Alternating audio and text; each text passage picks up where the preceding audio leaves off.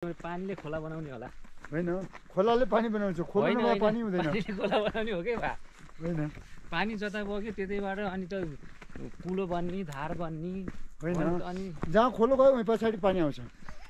त्यो त पछिको कुरो भयो पानीले खोलिदिसकेपछि खोला र पानी छुट्टा छुट्टै हो बा छुट्टै छुट्टै हो कसरी छुट्टा छुट्टै हुन्छ छुट्टै हुन्छ बा खोला भनेको वरिपरि गहिरो भयो पानी आएर पछि झन् खोल्यो पानीले गहिरो बनाएको नि पानी त पछि खोल्यो होइन पहिला सुरु पानीले खोल्यो त्यहाँ खाल्टो बन्यो